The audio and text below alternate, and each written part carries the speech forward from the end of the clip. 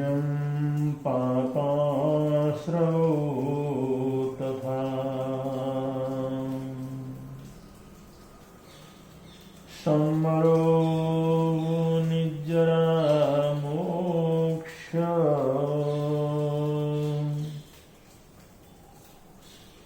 शान्ते ते तथ्यानव।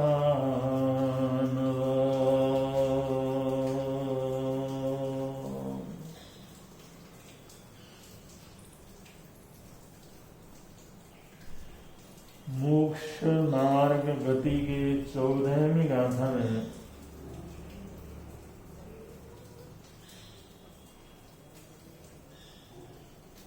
जैन तत्व दर्शन का वर्णन प्रारंभ किया गया है।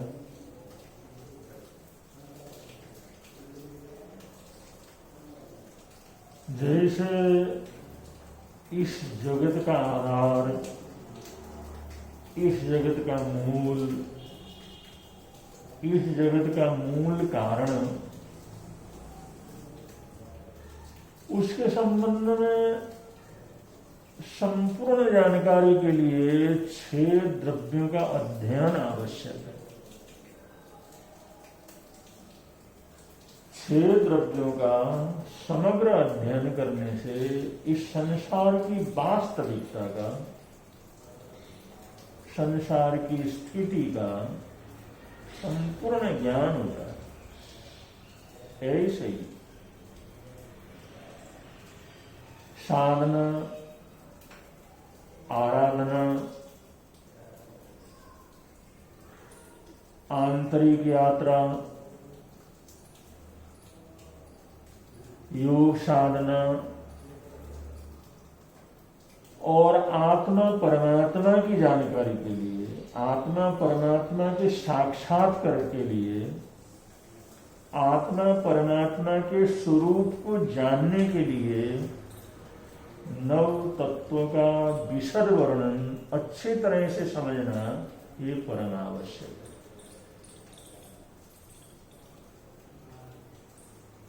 संसार को समझना हो, संसार का साक्षात्कार करना हो तो 6 द्रव्य का अध्ययन, और आत्मा परमात्मा का साक्षात करना हो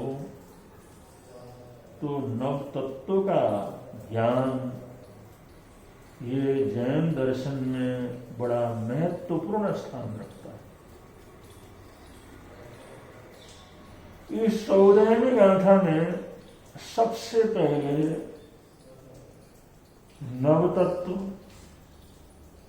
या सप्ततत्व, क्योंकि जैन परंपरा में 2 परंपराएं हैं, विशेष रूप से एक श्वेतांबर परंपरा और एक दिगंबर परंपरा। ये मूल रूप से 2 वेद हैं। तो दिगंबर परंपरा में तत्व ज्ञान का दर्शन कराते हुए 7 तत्व माने जाते हैं, और श्वेतांबर परंपरा के ग्रंथों में, श्वेतांबर परंपरा में 9 तत्व का ज्ञान कराते हुए 9 तत्व माना जाता है। और उसको हम नव तत्व कहें या सप्त तत्व कहें या जैन तत्व दर्शन कहें, इसमें कोई अंतर नहीं है, कोई भेद नहीं है। जैसा वर्णन और जैसे तत्व की समग्रता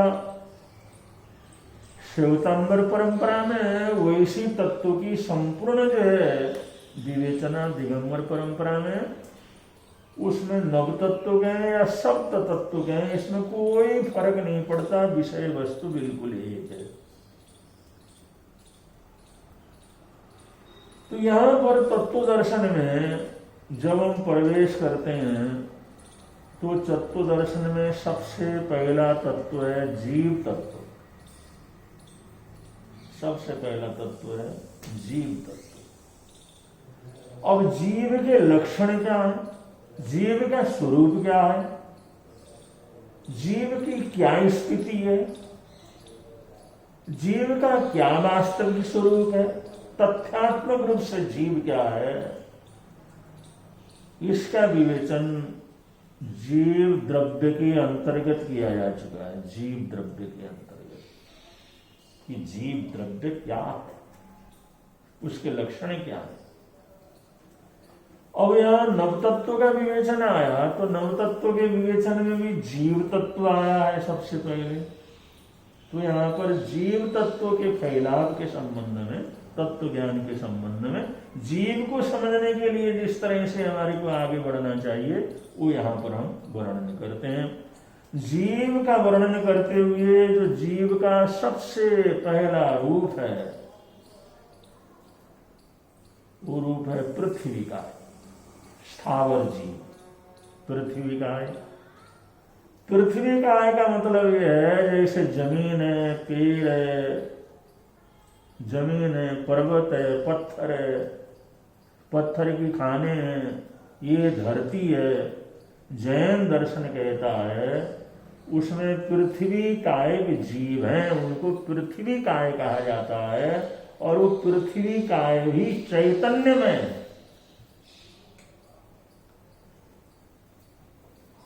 वो जीव तत्व के अंतर्गत जो भी पहाड़, पर्वत, पत्थर, जो भी दिखाई देता है, जो कुदरत है, जिसको मनुष्य ने नहीं बनाया, अपने आप जो पर्वत बने हैं, अपने आप टीले बने हैं, अपने आप गड्ढे बने हैं, तो प्राकृतिक रूप से जो कोई भी हमारे को दिखाई देता है इस धरती में, वो सब पृथ्वी का एक जीव तत्व के अंतर्गत आता है। और दूसरे नंबर पर जीव तत्व आता है जल में, जैसे नदी है, तालाब है, वर्षा है। अब जो जहां जहां पर भी जल तत्व, जहां जहां पर भी जल, जहां जहां पर भी ये समुद्र सहित जितना जल है, ये सब अपकाय जीव के अंतर्गत आता है। जैन दर्शन कहते हैं जैसे मिट्टी जीव रूप है, पत्थर जीव रूप है जो प्राकृतिक है, ऐसे ही जो है प्राकृतिक रूप से जो जल है वो भी जीव रूप है, उसको अपकाय जीव कहा जाता है।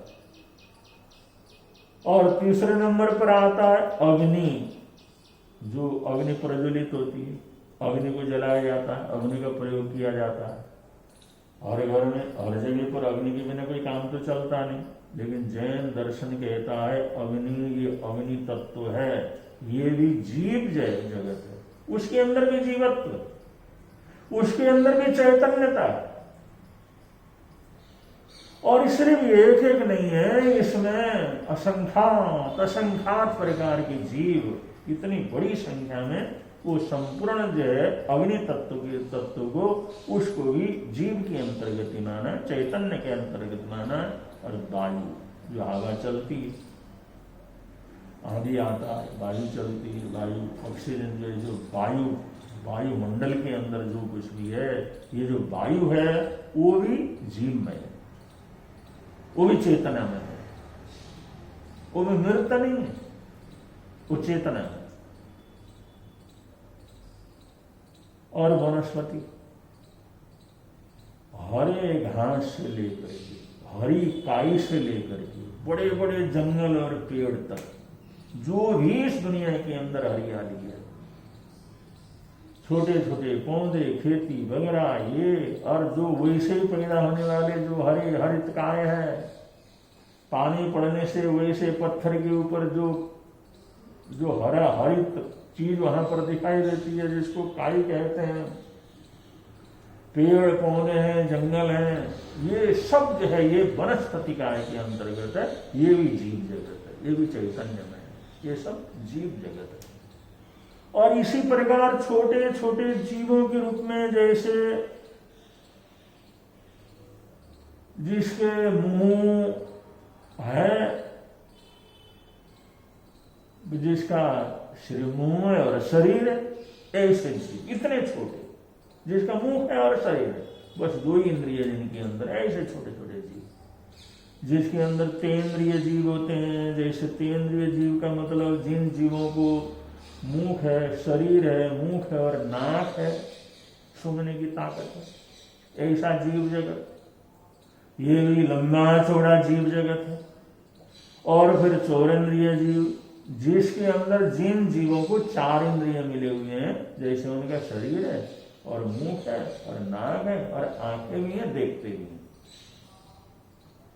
तो ये चौरेंद्रिय जीव, तो ये विकरेंद्रिय जीव जगत कहलाता है। ये चीजें छोटे छोटे जीव जंतु जितने भी हैं वो सारे के सारे इसके अंतर्गत आते हैं। जो जंगलों में पैदा होते हैं वैसे पैदा होते हैं, उड़ते रहते हैं, घूमते रहते हैं, कहीं भी मिट्टी के अंदर पैदा हो जाते हैं। जीव जगत जो भी छोटे से बड़े जो भी दुनिया के अंदर हमारे को नजर आते हैं वो सारे के सारे विकलेंद्रिय जीवों को वेंद्रिय है, कोई तेंद्रिय, कोई चौरेंद्रिय। कोई 2 सेंस 1 सेंस वाला है, कोई 2 सेंस वाला है, कोई 3 सेंस वाला है, कोई 4 सेंस वाला है। और फिर पशु जगत वो भी जीव है, जंगल के जीव है, पालतू जीव है, जो भी जानवर है, जानवर प्राणी जो हैं जिनका वो जो भी है, चाहे वो कहीं भी हो, जंगल में रहते हो या बस्ती में रहते हो, हम जानते हो या न जानते हो, ये सब पचेंद्रिय पशु कहलाता। पचेंद्रिय, तो ये पचेंद्रिय के अंतर्गत इंद्रिय तो 5 होते हैं, लेकिन ये पशु जगत होता है। पचेंद्रिय पशु, ये पचेंद्रिय पशु में भी कितने प्राणी, कितना जीव जगत, सारी दुनिया उसके अंदर अटी पड़ी भरी पड़ी है। ये भी जीव के अंतर्गत। हम जीव तत्व का वर्णन कर रहे हैं कि जैन दर्शन में जीव तत्व सबसे पहला। तो जीव कहां कहां पर जीव पाया जाता है ये इसके अंदर विवेचन। और फिर सारा का सारा जो है देव जगत, देव जगत के अंदर जितने भी देव योनि के अंदर है प्राणी वो सब ये भी जीव के अंतर्गत आते हैं। और सारा नरक जगत, अब नरक जगत को किसी भी रूप में कोई भी मानता हो, नारकी जीव, नरक के अंदर रहने वाले प्राणी वो भी जीव जगत ही है, वो भी जीव तत्व के अंतर्गत है, वो भी असंख्यात रूप से है, वो सब भी जीव के अंतर्गत आते हैं। और मनुष्य भी जीव के अंतर्गत आते हैं। ये सारी दुनिया के अंदर रहने वाला मनुष्य, यही से ये संपूर्ण दुनिया में जो जीव तत्व है वो कहां कहां पर है। मनुष्य में जीव तत्व है, पशु में जीव तत्व है, एक इंद्रिय बेंद्रिय तेंद्रिय के रूप में जीव तत्व है, पृथ्वी में जीव तत्व है, जल जीव तत्व है, वायु जो है जीव तत्व है, वनस्पति जगत वो जीव तत्व है, और वायु जो है अग्नि वो जीव तत्व है। ये सारा जीव का विवेचन है, ये सारा जीव जगत। और ये सारे जीव जगत का भेद प्रभेद रूप स्वरूप सब कुछ है। इसको अच्छी तरह से हम समझते हैं, अच्छी तरह से जानते हैं, उसका अनुभव करते हैं, उस अनुभव से हम गुजरते हैं। ये जीव का साक्षात्कार होता है, आत्मा का साक्षात्कार होता है। आत्मा का साक्षात्कार करने के लिए हम अपनी आत्मा को समझने के लिए, इस आत्मा के स्वरूप को समझने के लिए, और ये आत्मा ही परमात्मा रूप है इसलिए उस रूप में परमात्मा को समझने के लिए ये संपूर्ण जीव तत्व को समझना, इसके ऊपर दर्शन और ज्ञान होना ये परम आवश्यक है। और जब तक इसकी जानकारी न होगी तब तक हम आत्मा का साक्षात्कार नहीं कर सकते, और जो आत्मा का साक्षात्कार नहीं कर सकता वो परमात्मा का भी कभी उसको साक्षात्कार नहीं हो सकता। ये आत्मा और परमात्मा के साक्षात्कार का रास्ता है। तो ये तो जीव तत्व हो गए, और जीव के साथ अजीव तत्व, ये जीव तत्व हो गए। और जीव तत्व के साथ, क्योंकि जीव तत्व के साथ जो है हमारे को अजीव को भी समझना पड़ेगा उसमें। और ये जीव तत्व को जब तक संपूर्ण रूप से नहीं समझते, क्योंकि जीव और अजीव का जो संबंध होता है, जीव और अजीव जो एकत्रित हो जाते हैं तब जाकर के संसार की शुरुआत शुरू हो जाती है। तो हम बतला रहे हैं ये दृश्य जगत किस तरह से बनता है, किस तरह से होता है, इसकी निर्मिति क्या है, इसके बनने की प्रक्रिया क्या है, ये सब किस तरह से तैयार होता है। 6 द्रव्य हैं, और 6 द्रव्यों के अंतर्गत जीव द्रव्य भी आया है, और उसके अंदर अजीव द्रव्य भी आया है। और ये जीव और अजीव किस तरह का खेल करके ये संसार का निर्माण करते हैं। जीव तत्व और अजीव तत्व, जीव द्रव्य और अजीव द्रव्य, ये दोनों ही मिलकर के सारे संसार का निर्माण करने वाले तत्व हैं। तो उससे पहले जीव तत्व को समझना बहुत जरूरी है। और ये द्रव्य के अंतर्गत भी हमने इसका विवेचन किया गया है। तो जीव को समझना कितना आवश्यक है। और दुनिया के अंदर ये जैन दर्शन ही है जो इतनी गहराई के साथ जीव तत्व का वर्णन करता है। वरना कौन दर्शन है जो दुनिया के अंदर इस तरह से जीव तत्व का वर्णन करे? अग्नि के अंदर जीव कौन मानता? विज्ञान मानता। अगर विज्ञान ने प्रयोग किया होगा, वनस्पति के अंदर जीव, वो भी वैज्ञानिक साधन होने के कारण इसका सिद्ध हुआ। पहले तो मानते नहीं थे, ये तो अभी वैज्ञानिक मानने लगे। बल्कि भगवान महावीर स्वामी ने 2500 वर्ष पहले वनस्पति काय के अंदर जीव बतलाए, जल के अंदर जीव बतलाए। कि मनुष्य की सुरक्षा करना हो तो जल की सुरक्षा भी करना जरूरी है, जल तत्व की सुरक्षा भी करना जरूरी है, जंगलों की सुरक्षा करना भी जरूरी है। इसलिए उस समय उन्होंने प्रेरणा दी, जो भी मेरे इस वचनों को सुनकर के आगे बढ़ने वाला है वो जो है इस प्रकृति की भी रक्षा करे, क्योंकि जैसे तुम चैतन्य हो ऐसे सारी की सारी प्रकृति भी चैतन्य स्वरूप है। इसलिए पर्यावरण की रक्षा को श्रमण भगवान महावीर स्वामी ने मानव की रक्षा की कोटि प्रदान की है। अगर मनुष्य की हत्या करना जितना बड़ा पाप है, इसी प्रकार पर्यावरण को नष्ट करना भी उतना ही बड़ा पाप है। ये कहने वाला सबसे पहला महापुरुष अगर कोई था वो है वर्धमान भगवान महावीर। 24 में तीर्थंकर, उन्होंने 2500 वर्ष पहले घोषणा की, अगर ये मानव जाति की उत्थान करना हो, उसको स्वस्थ रखना हो, उसको समृद्धि संपन्न रखना हो, तो इसकी प्रकृति जगत की रक्षा करना भी जरूरी है। क्योंकि प्रकृति ये जड़ नहीं है, ये वैसा ही नहीं है, व्यर्थ नहीं है, ये भी जीव जगत है। इसमें भी चैतन्यता, इसमें भी दुख सुख अनुभव करने की शक्ति, उसको भी दर्द होता है, उसको भी वेदना होती है। इसलिए प्रकृति को तुम किसी भी प्रकार की तकलीफ क्या करोगे, नहीं दोगे। तो भगवान महावीर स्वामी के वचन। और कौन सा दर्शन है जिसने वायु काया के अंदर जीव कह करके वायु काया की रक्षा की बात कही हो, पेड़ों की रक्षा की बात कही हो, जल की रक्षा की बात कही हो? ये कोई दूसरे दर्शन में नहीं। जीव तत्व का जो वर्णन अग्नि के अंदर जीव माना, तो ऐसे मिट्टी में, पृथ्वी में, पत्थरों के अंदर उसको चैतन्य माना, जीव माना। कौन है जो पत्थर के अंदर जीव मानता? वो ऐसे तो संकल्प करते हैं, पत्थर को बना करके भगवान है इसके अंदर कहते हैं, लेकिन उसके अंदर जो चैतन्यता है, जीव तत्व है, उसकी कल्पना कोई नहीं कर सकता। तो ये सब जीव के संबंध में जितना विस्तार से, जितने भेद प्रभेद से, जितने उसके अलग अलग रूप से जो उसका एनालिसिस किया गया है, उसका विश्लेषण किया गया है, उसको अलग अलग रूप से प्रस्तुत किया गया है, इतना विशेष रूप से पर जीव तत्व के संबंध में, जीव के संबंध में ऐसा गहन और गहनतर वर्णन जैन दर्शन के सिवाय किसी दूसरे दर्शन के अंदर, वहां तो इसकी कल्पना तक नहीं कर सकते, वर्णन करने की तो बात ही अलग है।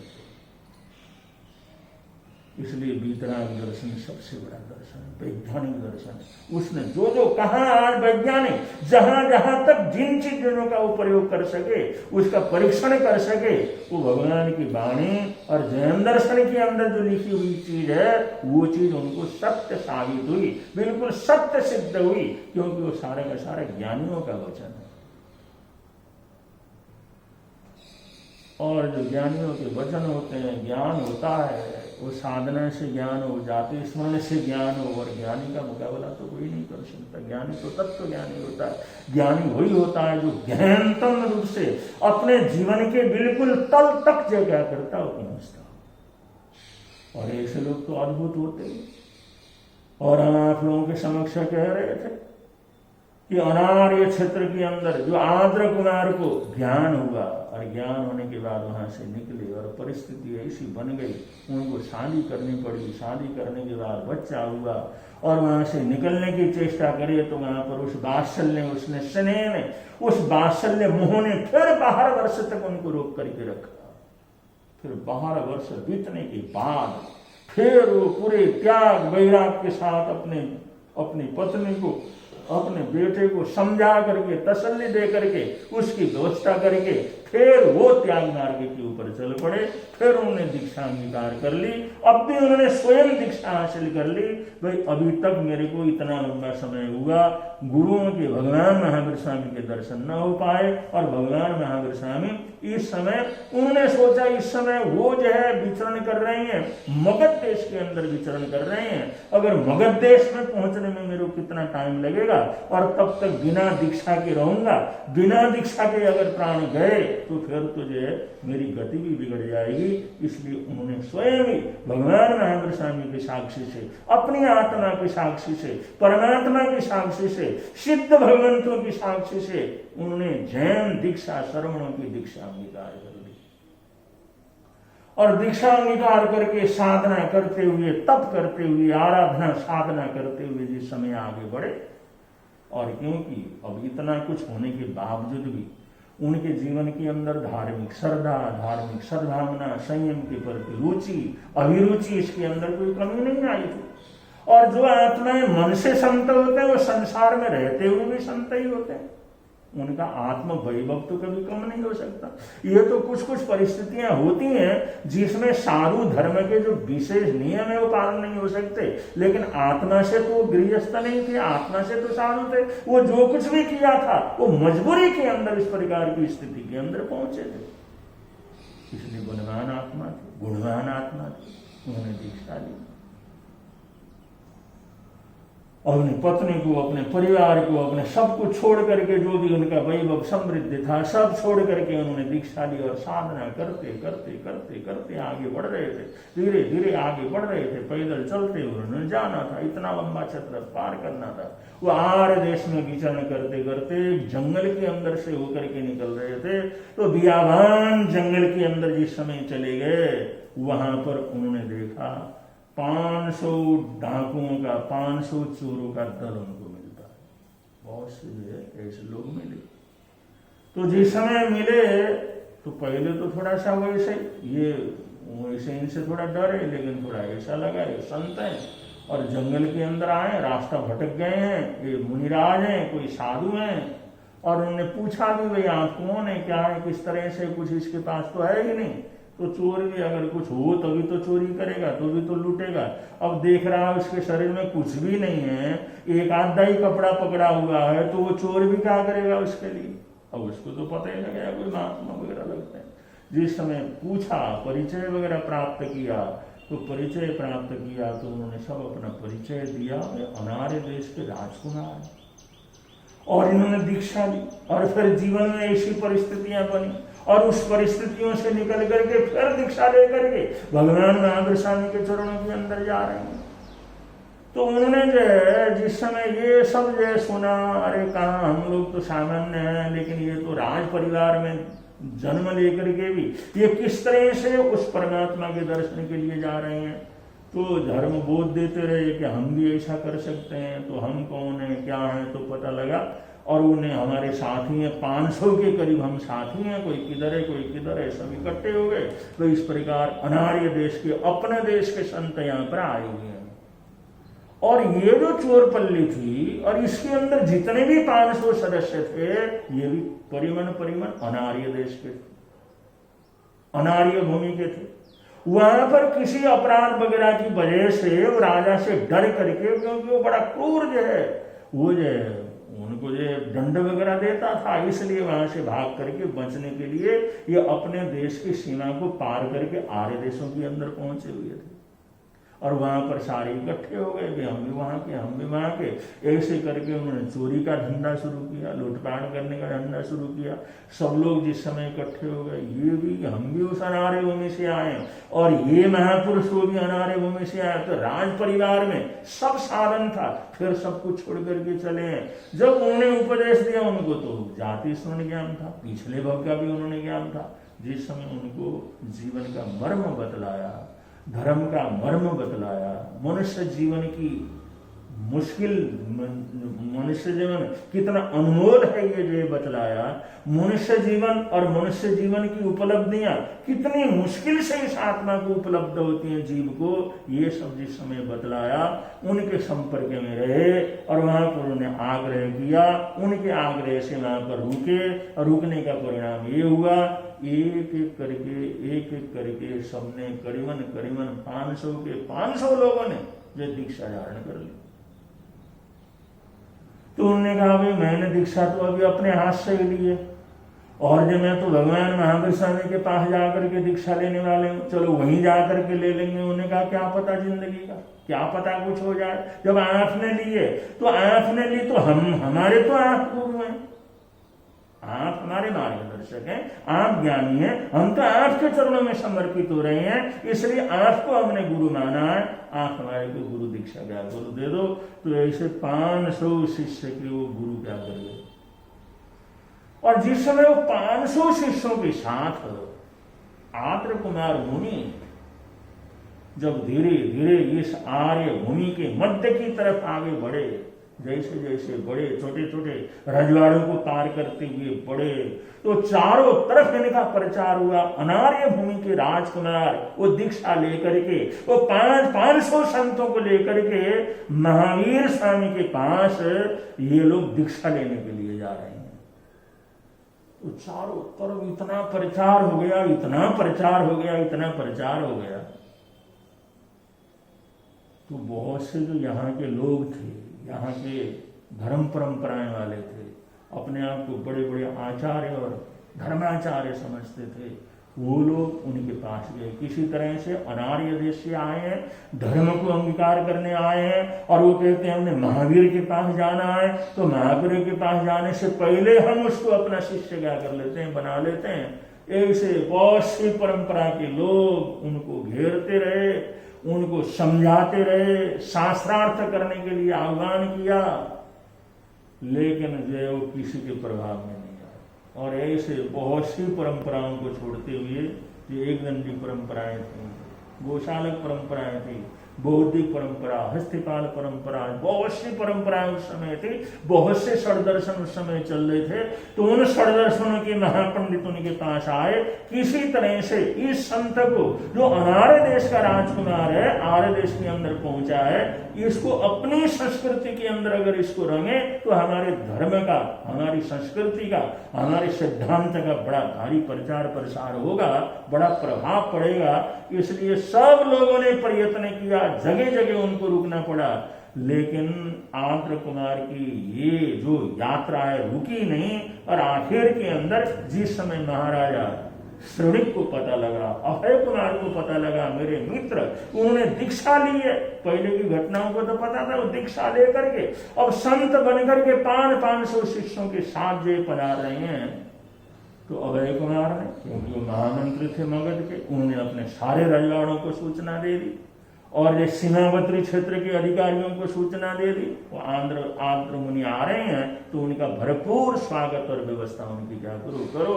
तो ऐसे जो बड़े सम्मान के साथ, बड़े आदर के साथ इस भूमि के अंदर उनका सम्मान हुआ। जब भगवान के चरणों में पहुंचे अभय कुमार, महाराजा श्रवणिक, ये सारे जो है उनके अवगान के अंदर पहुंचे तो उन्होंने भगवान महावीर स्वामी के दर्शन करवाए। और वो जिस मित्र की वजह से उन्होंने दीक्षा अंगीकार की थी, उस अभय कुमार से मिलकर के भी आद्र कुमार को अपरंपार खुशी हुई। उन्होंने कहा भाई ये सब कुछ दौलत है तुम्हारी है और तुम्हारी प्रेरणा से मैं इस रास्ते के ऊपर क्या हूँ चलाऊं। तो ऐसे भगवान महावीर स्वामी के संपर्क में आते हैं और वहां पर आकर के विधिवत दीक्षा लेते हैं और उनके शिष्यों ने भी विधिवत वहां पर दीक्षा ली और भगवान महावीर स्वामी के शासन में ये सम्मिलित हो गए और साधना करके, आराधना करके, साधना करते करते करते करते बुद्धत्व को प्राप्त करके अपने जीवन को सिद्ध बुद्ध मुक्त करने वाले ऐसे महापुरुष हुए आद्र कुमार मुनि। आद्र कुमार उनका आदर करते हैं, सत्कार करते हैं। ये हमारे जैन संस्कृति का, जैन इतिहास का बड़ा ज्वलंत जो उदाहरण है। ऐसे ऐसे महापुरुषों ने धर्म की प्रवाहना की, अपने जीवन को महान बनाया और महानता की तरफ आगे बढ़े। स्वयं नहीं चले, न मालूम कितने लोगों को उस रास्ते के ऊपर चलाया। तो तो ये जो ये तत्व दर्शन है, जैन दर्शन है, इसकी अपनी महिमा है, इसका अपना प्रभाव है, इसकी अपनी वैज्ञानिकता है। अब ये जो तत्व मिलकर के ये सारी रचना कैसे करते हैं, ये सब आने वाले प्रवचनों के अंदर आप लोगों के समक्ष रखने का प्रयत्न करेंगे। बोलिए भगवान महावीर स्वामी की।